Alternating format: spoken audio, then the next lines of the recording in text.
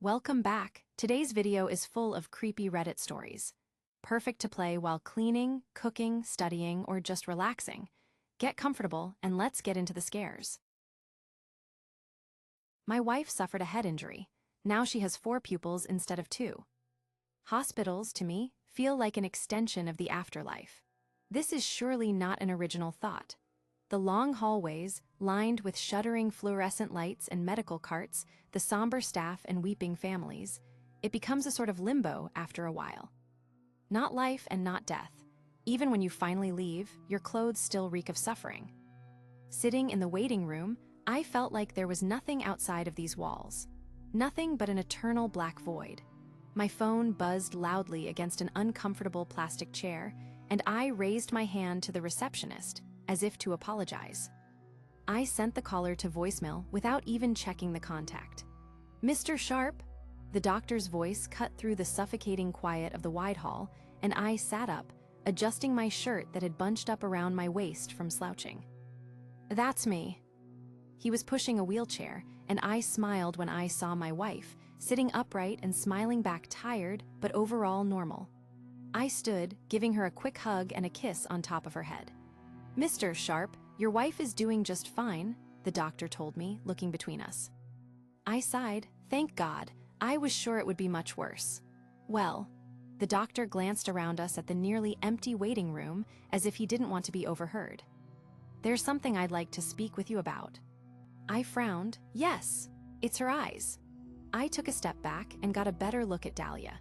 She was wearing her clothes from home, the ones I had brought her, considering the ones she'd come in had been drenched in blood and green paint, and other than a bandage around her head, she looked normal.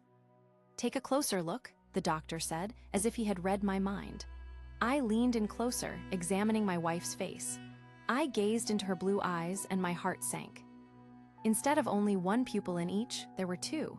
They looked strange and almost wispy, and they appeared to bulge against the edge of her irises like they were stretching them out.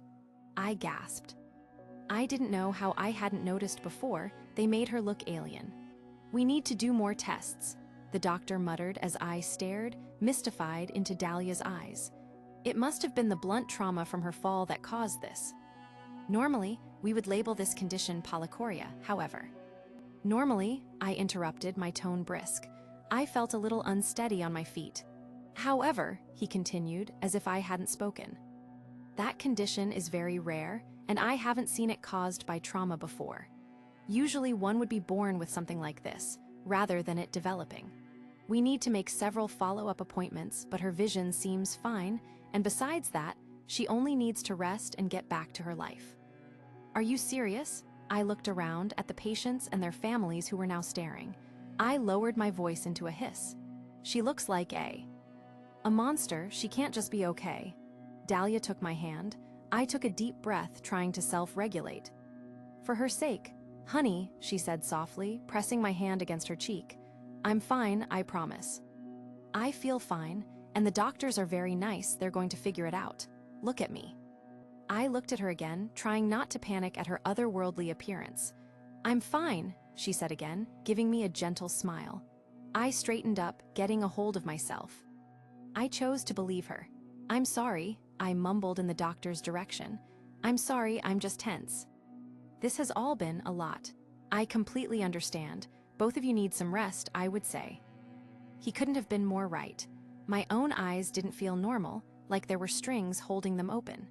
I felt like I had been in this hospital for years, even though it had only been a few days. I couldn't imagine how my wife felt. I helped her to the car. The doctors wouldn't let her walk, not until she was off their property, even though she insisted she was able to. On the drive home, we were quiet, but I took her hand, squeezing it occasionally. We were both a little in shock, I think. When we got home, we both stopped in the living room. I hadn't been home long enough to clean, and the sight of the toppled ladder laying beside the pool of dried blood must have been a lot to process. She stared for a long moment, blinking her new eyes. "Is this the color we chose?" she asked finally. She bent over, picking up the dried-up paint roller off the floor and taking a closer look. I stared at her, incredulous. I couldn't believe that over everything else was what she was thinking about right now. "Yes, honey," I told her, wrapping my arm around her waist hesitantly, as if she might shatter like glass. October mist, remember? Huh, she mumbled, shaking her head. All right. I guided her to our bed, and she pulled the heavy duvet over herself, letting out a breath like she'd been holding it for days. Sorry about all this, she whispered after a while, clearly only half awake. I chuckled. Don't be sorry, my love. I'm sorry. She didn't respond, falling asleep as quickly as she had fallen off of that ladder. When my wife finally woke up again, late into the afternoon the next day, I was long past done cleaning up the living room, and I was waiting with the kettle running and her bottle of pain medication. I poured her a mug of Earl Grey, and I stared at her as she blew on it, taking her usual seat at the kitchen table. Her eyes were no less jarring than they had been the day before. I felt like I couldn't look at her, like every time those second pupils fixed on me something squirmed in my stomach, something deeply wrong. How are you feeling? I asked when she finally looked up at me, not wanting to make her feel insecure about her condition. I feel good, she told me, and she smiled. Somehow, she looked even happier now than she had before the accident. I bit my tongue, just barely able to stop myself from blurting out, "Why?" "Really? Yes," she sipped her tea. "I mean, my head hurts a little, but I feel good. I feel like I've woken up from a long dream." Her words made me feel uneasy. I laughed nervously. "Well, you were asleep for a while." She laughed too and shook her head. "Not that kind of dream, Ben." Dahlia almost seemed giddy. Now that she wasn't tired anymore, she was more lively than ever, and she kept looking around as if she were a child seeing the world for the first time. I only realized why when we stepped outside for our usual late afternoon walk. I had wanted her to rest longer, but she insisted that she wanted to. Dahlia gasped, and her hands flew to her mouth. "It's beautiful." I followed her gaze to the orange and pink sunset, just beginning to creep up above the trees and houses of our neighborhood. It was pretty, sure, but nothing we hadn't seen before. Her pupils, all four of them, widened, swelling into each other. I winced. "I know this sounds strange, but everything seems brighter," she told me, practically skipping down our front steps. "All the colors are more vivid. I feel like my vision is even better than before. This must be incredibly rare, don't you think?" I bit the inside of my cheek, trailing after her warily. "That's great, honey. I'm so glad it's not worse. You really could have lost your vision." She didn't seem like she was even listening. She led me like a stray dog down the street, pointing things out to me that I never would have noticed before. How the neighbor's doorknob was a vastly clashing shade of yellow to their red door, the oil slick shimmering on the feathers of the crows, all the spots where graffiti had been painted over again and again that seemed impossible to spot with the naked eye. It gave me such a strange, sick feeling. I couldn't name it, but my wife was so happy, so who was I to bring her down? I truly felt that way until a few days later. My wife shifted and yawned as she woke up, rolling to face me, and I could barely keep myself from screaming. Dahlia had 3 pupils in each eye now, like 3 black holes, shrunken from the light streaming through our bedroom windows. Her irises looked pinker than before, as if they were cracking from the pressure of holding them in, keeping them from spilling into the whites of her eyes. It was unnatural. I sped to the hospital, my wife protesting the entire way. I ignored her. This wasn't right, it wasn't normal, and something had to be done. I stayed with her as they checked her vitals and shone lights in her eyes. I had to look away as her pupils widened and contracted, just like regular eyes. It made me feel nauseous, or like I might faint. They tested her vision again. I watched the doctor's face carefully as she finished each trial, but he was surely being cautious not to give anything away. He just nodded and moved on each time. Finally, he sat back in his seat, scratching at his head with the capped end of a pen. "I don't know what to tell you," he said, shaking his head. "Mrs. Sharp, your vision is amazing. You have 20/10 vision in both of your eyes. How is that possible?" I looked between both of them, shocked. The doctor looked confused, but my wife only looked ecstatic. She only had 20/40 last time she checked. She needed reading glasses. The doctor shrugged, checking his records. "Like I said, I don't know what to tell you. I think all we can do is give it some time and keep watching it closely. Come back in if anything changes." He sent us away. I couldn't believe it. There was no way this was happening. On top of it all, my wife didn't seem alarmed in the slightest. She looked from wall to wall like she was taking everything in, like she was absorbing it. "This waiting room is very dirty," she whispered to me absent-mindedly as I pushed open the front door for her. By the time we got home, however, she felt a bit differently. She slumped into my side, her eyelids drooping. "I'm feeling very overwhelmed," she told me. "I think I need to rest my eyes for a little bit." I felt a bit relieved. Finally, she would show the symptoms of what she had been through. Finally, everything would feel a little bit normal. But again, that didn't last very long. She woke up energized in the morning, and she asked me to take her on a drive. I resisted at first, but she pleaded with me, and eventually I gave in. While we drove, she described things that I couldn't see. She told me there were colors that she hadn't even known existed, colors she would never be able to explain. Greenish, bluish, purplish, orangish things. Colors that didn't make any sense. She said she could see the UV in the air, flickering and swimming across her vision like strange, alien moths. She told me she felt like she could see the worms moving beneath the ground and the birds flying far above the clouds. She seemed almost manic with glee over this. I felt extremely uncomfortable, but I listened to her ranting nonetheless. When we got back home, she said the car door handle was coated in germs, so I opened it for her. The next day, Dahlia woke up with 5 pupils in each eye. The skin around them was red and swollen, as if she'd been crying or violently rubbing at them. She wailed at me to get away from her, to get out.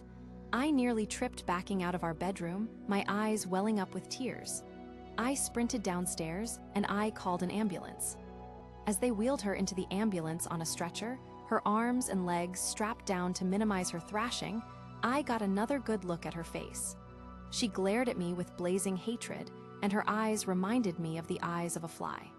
They made me feel itchy, somewhere beneath my skin. That was not my wife, my beautiful, sweet wife. That was something else, someone I didn't know. They kept her for a while. When I got to the hospital, they told me they would keep me updated, but it would be best if I went back home and waited for news. I got many calls those next few days, all of which I sent to voicemail because they weren't from the hospital. I cried and paced and tried to distract myself, none of which helped. I cursed the broken ladder in our garage for not working properly. I prayed. Finally, I got the call. I could come and see her. I packed an overnight bag and I made my way there, running through multiple red lights in the process. They had taken Dahlia to a mental wing of the hospital this time. Somehow, this section felt even more like some strange limbo. Despite my rush to get here, I found myself walking slower down those halls, feeling afraid to make any loud noises and disrupt the stiff silence. The nurse who had taken me to her squeezed my shoulder when we arrived, and she left me alone with her. I stood in the doorway, just looking at her for a long time.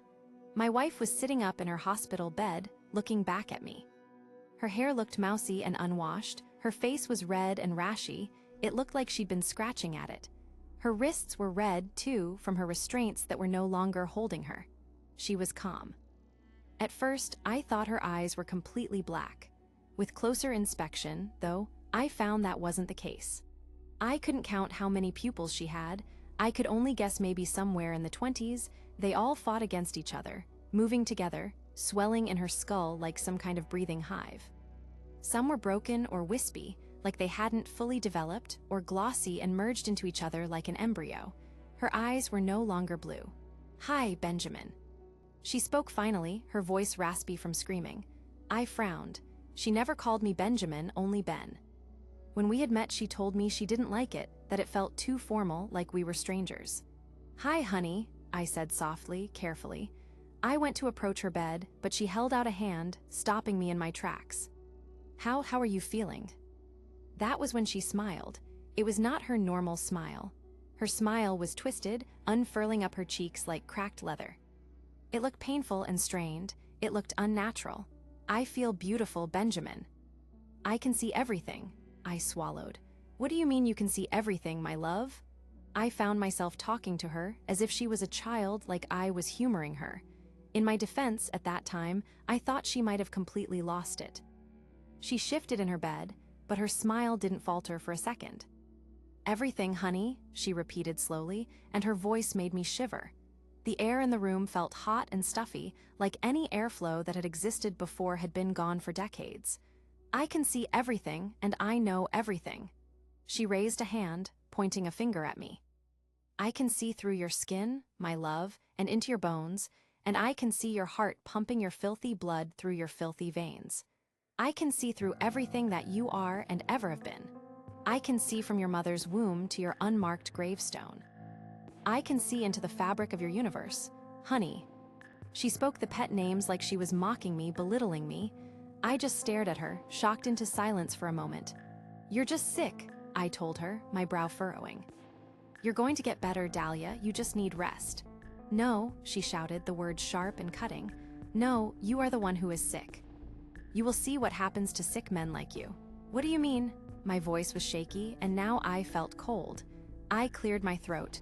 Her smile only seemed to widen. And what she said next made me feel lightheaded. "Do you think I don't know? Do you think I can't see you taking those screws out of that ladder?" I froze.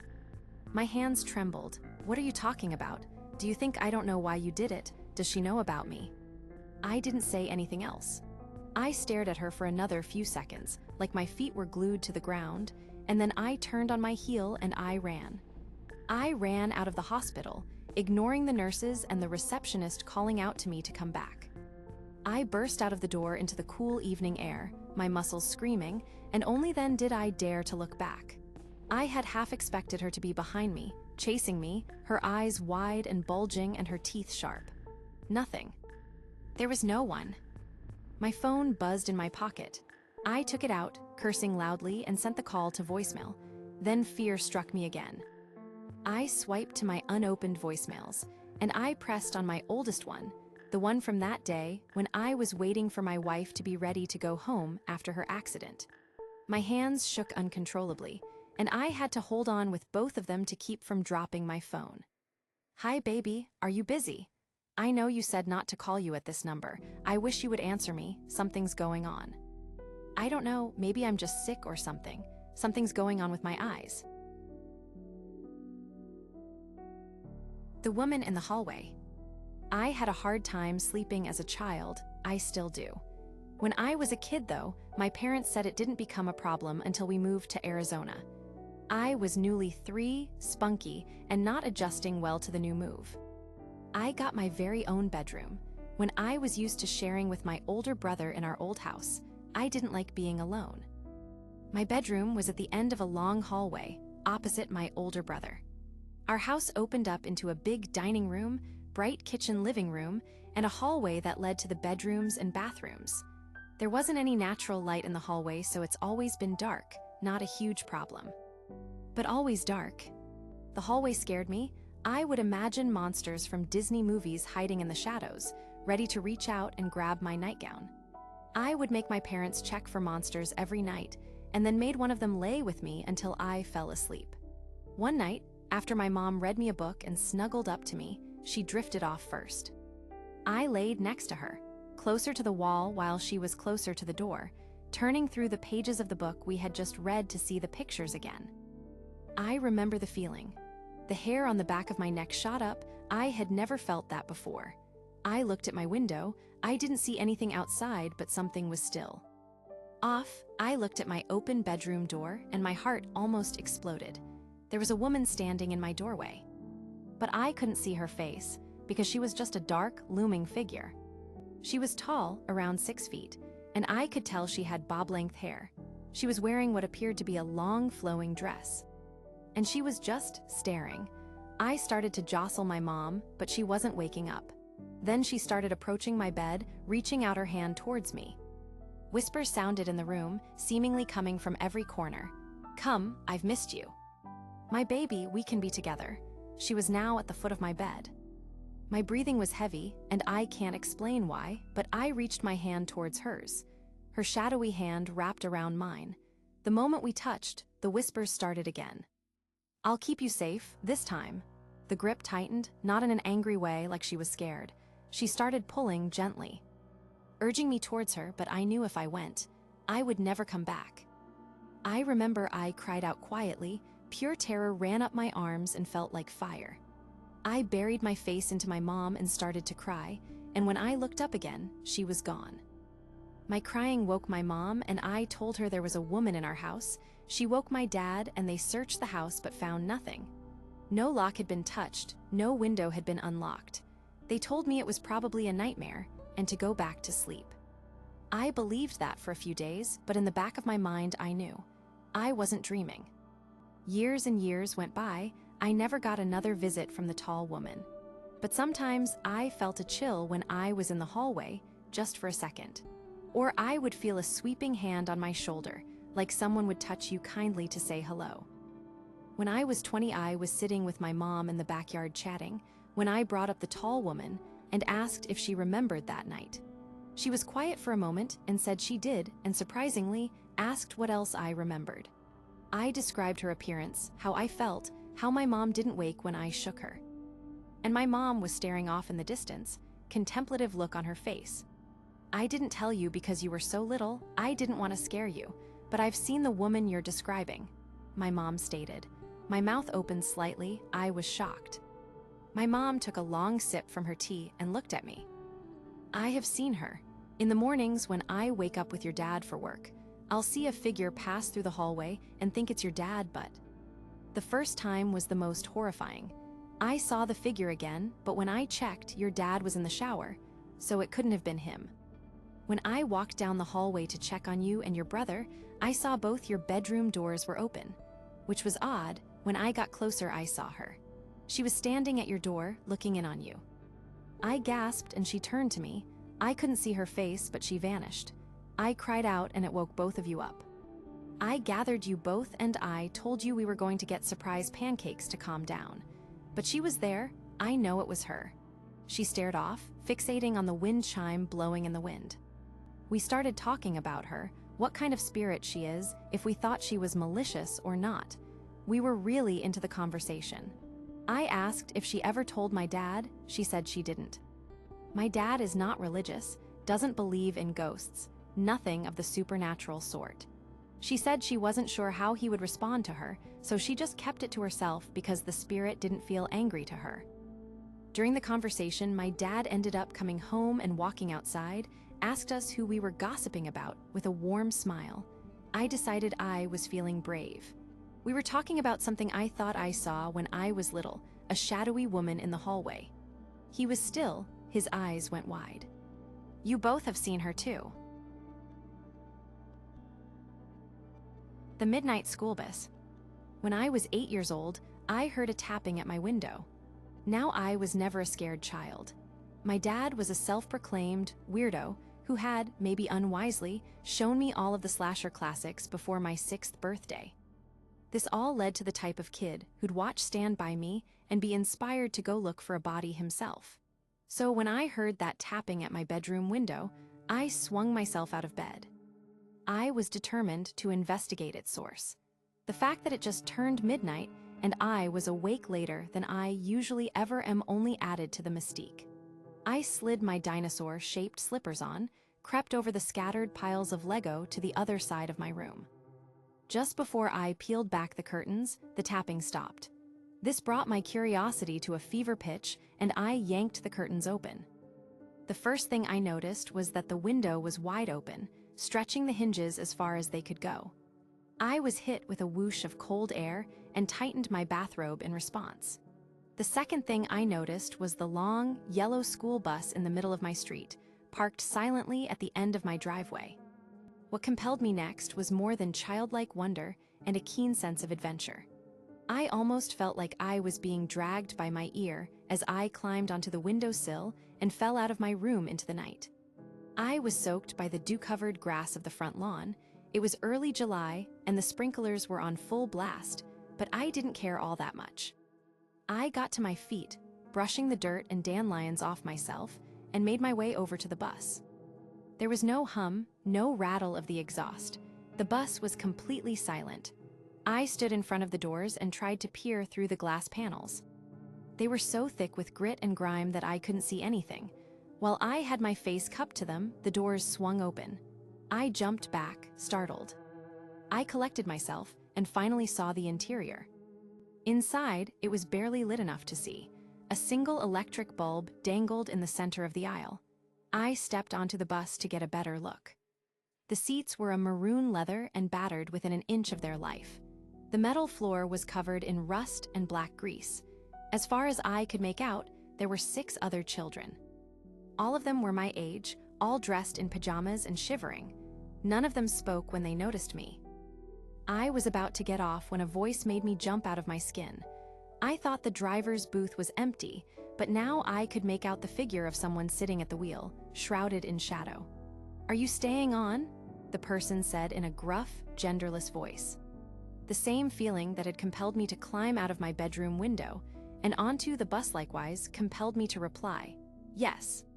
The mechanical whirring of the bus doors closing snapped me back to reality. I suddenly realized my mistake. I rushed to the booth's window and pleaded with the driver. Wait, I've made a mistake. It's past my bedtime. Please, sir, let me off," I argued. The driver sniffed and said, "Can't, you've already paid your fare.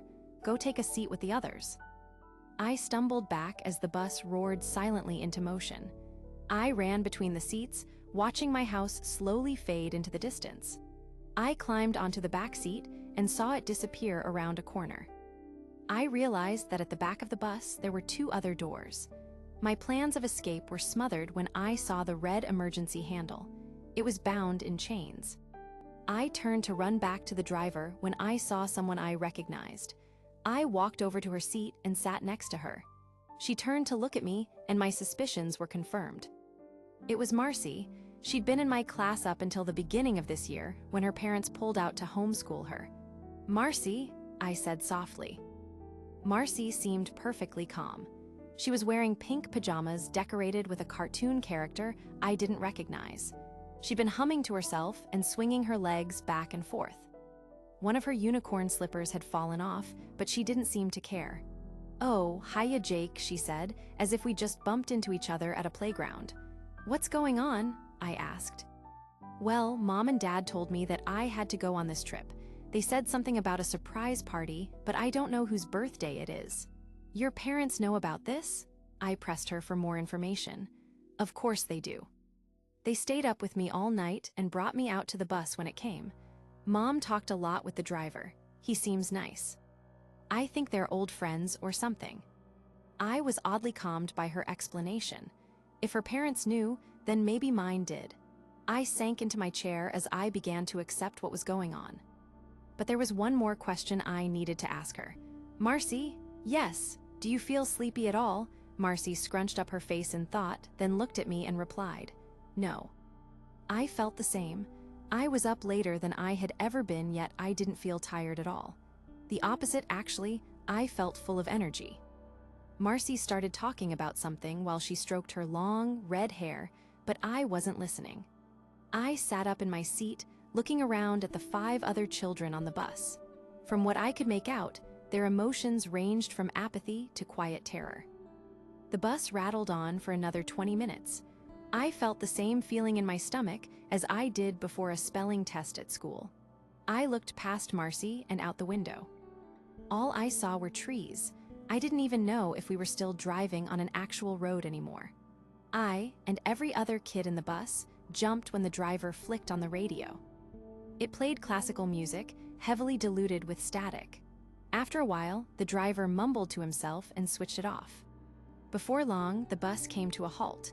Instinctively, we all made our way out of the seats and up the aisle towards the door in a line. We all saw the man waiting for us outside. The doors began to open and, in single file, we made our way out. As I excited the bus, I gave a cautious glance back. The driver's booth was very clearly empty. The man waiting for us was surprisingly well dressed. His pinstripe suit made me instantly think of him as a banker. He looked young, but he was balding. What blonde hair he had left was harshly slicked back against his scalp. I couldn't see his eyes past the circular, red lenses of his glasses. "Come on, children," he said in a soft, calming voice. "You're all going to come with me now." With that, he began to lead us deeper into the forest. The other children fired one question after another at him, who he was and why we're here. Finally, it came my turn to tug at the hem of his jacket and ask him the first thing that came to mind. "Excuse me, where are we going?" I asked. He chuckled and ruffled my hair. "We're going to meet Oz," he dutifully replied. Before I got a chance to ask him who Oz was, the particularly overweight boy next to me asked him his name. The man told us all his name was Horace, and that we should keep our questions to ourselves until we got to the party. I fell back a bit to walk next to Marcy. She still seemed as nonchalant about the whole thing as ever. "Hey Marcy, do you know someone called Oz?" She thought long and hard and then told me that she didn't. We walked in silence for a while after that, until suddenly she spoke again. "I know Horace though," she said. I looked at her dumbfounded. "You know him?" I said, gesturing towards the man who was walking a few paces in front of us, now holding the hand of one of the other children. "Well, I don't know him," she said with a shrug, "but he turned up at my house a few weeks ago. I'm pretty sure that was him. He just had a coffee with my parents and left." She squinted her eyes thoughtfully and then said, "Yeah, it was definitely him. He had the same glasses on." After that, Marcy went back to picking petals from a flower she'd torn from the ground. I was trying to think of another question for her when suddenly, the group came to a stop. Me and Marcy had been walking at the back and didn't notice when the kid at the front burst into tears. Horace crouched down next to him, putting an affirming hand on his shoulder. When the boy didn't immediately stop crying, Horace grew irate. It was clear that he didn't know how to handle children. "What is kid?" he snapped. "Huh, miss your fucking parents." Is that it? I'd gradually been desensitized to language like that at home, but the other kids around me, apart from Marcy, reacted like they'd been punched in the gut. Some physically recoiled. Horace stood up and continued. "Do you want candy? Will that shut you up? Here, I've got candy." With that, he stuffed his hand into his jacket pocket. After some rummaging, he pulled out a crumpled packet of apple-flavored chewing gum and, in a brittle attempt to buy his silence, forced it into the sobbing boy's palm. Amazingly, this didn't stop his wailing. Horace sighed intensely and turned to face the rest of us. "All right, everyone start moving," he said with a wave of his hand. One by one, we started to follow him deeper into the forest, now driven by fear more than anything else. The boy at the front, who Marcy informed me was called Peter, had finally stopped crying. Horace kept a close eye on him. Every so often, he'd announce that we were almost there. I still didn't know what there was supposed to be, but as we passed through the tree line into a bizarre clearing, I found out. The grass was scorched. Etched into the ground was a symbol I would later learn was called a heptagram. This seven-sided star must have been at least 50 feet in diameter and was perfectly proportioned. 24 people in plain clothes were milling around the outskirts of the star, talking to each other or sipping from cans. They all stopped when they saw us emerging from the woods. Some clapped and cheered, all smiled. A man walked over to us, greeted Horace with a handshake, and kneeled to talk to us at eye level. "Hey kids," he said with a plastic grin, "my name is Capnian. Are you all excited for the big night?" When none of us replied, he stood up and said, "I'm sure you are." With that, he turned to Horace and whispered something to him. Horace laughed, and the pair began to walk off. Capnian turned back to us and said, "You all just wait patiently right there," before following Horace to a group of men and women. I was so focused on the scene in front of me that when Marcy spoke from just behind me, I almost had a heart attack. "That was my Sunday school teacher," she said, staring blankly ahead. "Who?" I inquired Capnian. "Yes, and his name isn't Capnian," she told me, "it's Gary." The group of us 7 kids were waiting while the adults busied themselves, arranging small stones and sticks and lighting brass lanterns that dangled from every suitably sturdy tree branch. After some time, 7 of the adults came over to us. They each took us by the hands and led us away from each other. The woman who came to me looked old, as far as I can remember. Her hair was a dark gray and tangled in unkempt dreadlocks.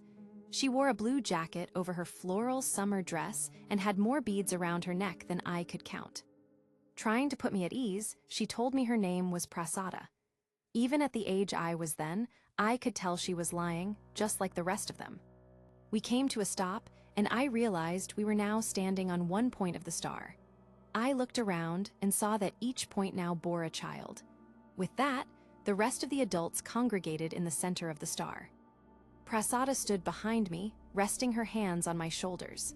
She began whispering her comfort, like my mother would if I had skinned my knee. I felt calm in that moment, like nothing could harm me. Prasada stroked my hair and in a low voice said, There, Jake, don't worry, it will all be over soon. How did she know my name? Suddenly, my calm facade died. I realized what I was doing and where I was. I became a bundle of nerves and started crying. Prasada tried to rein me in, but I was beyond her reasoning.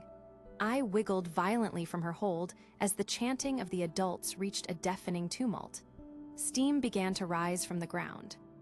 I didn't look back when I heard the other children scream briefly. I just kept running. Deep and deeper still I ran into the forest. My slippers had been lost in panic, and my feet were a pin cushion of pine needles. I could hear people chasing after me, barking obscenities I knew I could never repeat to my parents. Away from the light of the gathering, I was now running in pitch darkness. Every few seconds, I'd be bathed in the torchlight of my pursuers, and I would be forced to set a new course. Finally, the darkness began to give way. I burst out of the tree line onto a road. Directly across from me was the neon embrace of a gas station.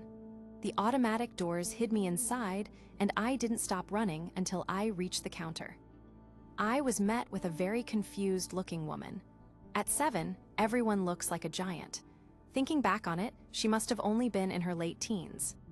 I managed to articulate that I needed to call my parents. She took out her Nokia and asked me for the number. I panicked as I realized I didn't know it, but she calmed me down by telling me that we could just call 911. A single police car turned up 20 minutes later. It was a long night only made longer by the policeman's poor attempt and trying to communicate with a child. Eventually, my parents arrived and showered me in warmth and kindness.